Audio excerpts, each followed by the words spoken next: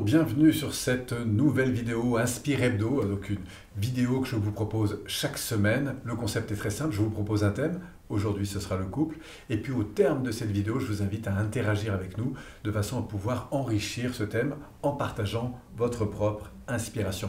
Vous pourrez y rajouter un lien vers un site, vers une vidéo ou vers une page internet, et c'est avec l'ensemble des personnes qui interagissent, bien sûr, que le concept s'enrichit.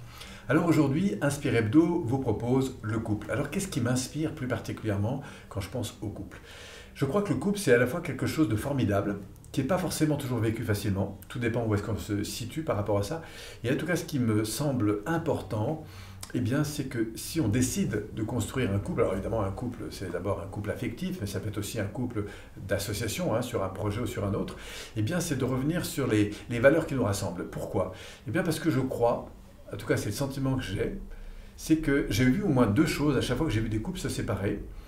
Encore une fois, que ce soit en couple affectif ou dans le cadre d'une organisation, parce qu'on décide ensemble de s'associer sur un projet, eh bien, c'est qu'il y avait soit une divergence de valeurs, soit une accumulation de sentiments négatifs qui ont fait qu'à bout d'un moment, la coupe est pleine.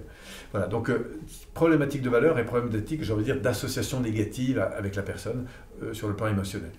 Et donc, ce qui me semble important quand on est dans le couple, justement, c'est de revenir sur ces valeurs importantes que nous partageons. Pourquoi? C'est une bonne question à se poser, c'est pourquoi je suis en couple. Qu'est-ce que j'ai pu satisfaire jusqu'à ce jour là-dessus?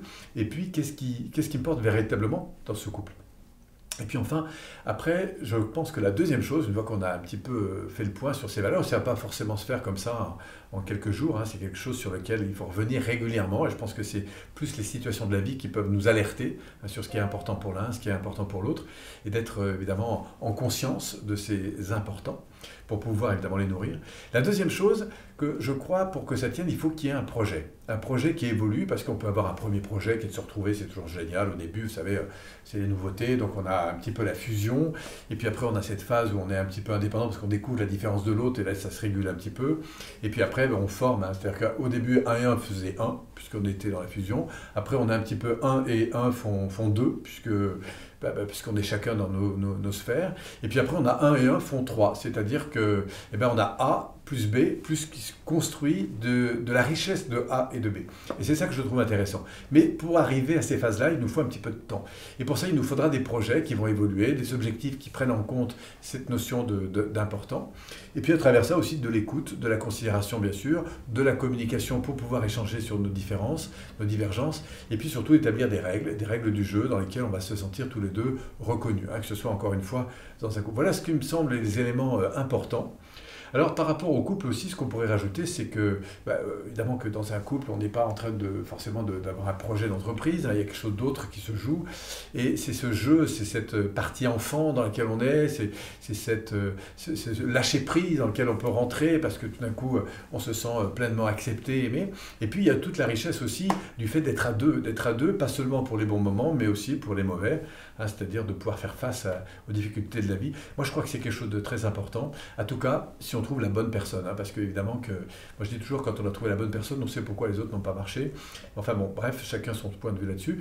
Et voilà, en tout cas, c'est ce qui m'inspire aujourd'hui, comme ça, sur le couple. Je serais content d'avoir votre avis.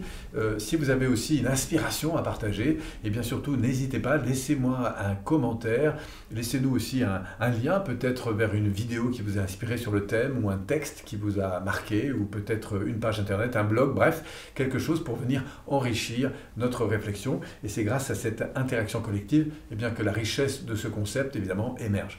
Voilà, Inspire Hebdo pour aujourd'hui, c'est terminé. Je vous retrouve dans une semaine pour une prochaine vidéo. Si vous avez envie de vous inscrire, il suffit d'aller cliquer sur vous abonner ou profiter au terme de cette vidéo du petit cadeau qu'on vous réserve. Merci à vous, au grand plaisir de vous retrouver, et si vous êtes en couple, soignez-le. Merci.